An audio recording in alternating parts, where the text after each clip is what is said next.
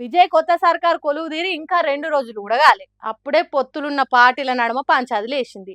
దళపతి తీరు మీద సపోర్ట్ ఇచ్చిన పార్టీలు గలమెత్తి గరమైతున్నాయట. హాగో ఇంకా పురాగ క్యాబినెట్లనే ఎవరికి మంత్రి పదవి అని కూడా ఇంకా మాట్లాడుకోలే, అప్పుడే కొట్లాటలా. ఇంతకు దేని గురించి అనంటే ఆదిలనే హంసపాదు అన్నట్టు పాపం ప్రమాణ స్వీకారం అయిపోయిన ఫస్ట్ నాడే పంచాది లేచింది తమిళనాడు కూటమి సర్కార్లా.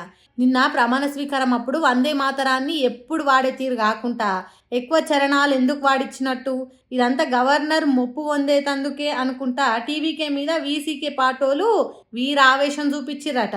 మళ్ళా మీదికెళ్ళి వందే మాతరము జనగణమన వాడించినాక లాస్ట్లో తమిళ రాష్ట్ర గీతం వాడిచ్చిర్రు.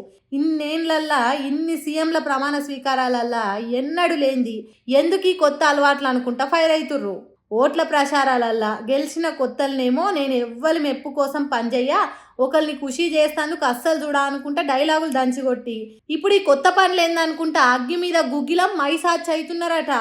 దీంతోని టీవీకి ఎమ్మెల్యే ఆదవ్ అర్జునుండి ఇది మాకు కూడా తెలియకుండానే అయింది, ఏడ గలత అయిందో ఆఫీసర్లా నడుచుకొని చెప్తామన్నాడట. పొత్తుల సంసారం అంటే ఇట్లనే ఉంటది మరి. ఇప్పుడే ఇన్ని లుకలుకలు వస్తే ఈ సోపతితోని ఇంకా 5 ఏళ్ళు దళపతి ఎట్లా నెగులుతాడో ఎట్లా ముంగట పడతాడో, ఇచ్చిన హామీలను నెరవేర్చి పబ్లిక్ పతారే ఏ తీర్ల సంపాదించుకుంటాడో చూడాలిగా.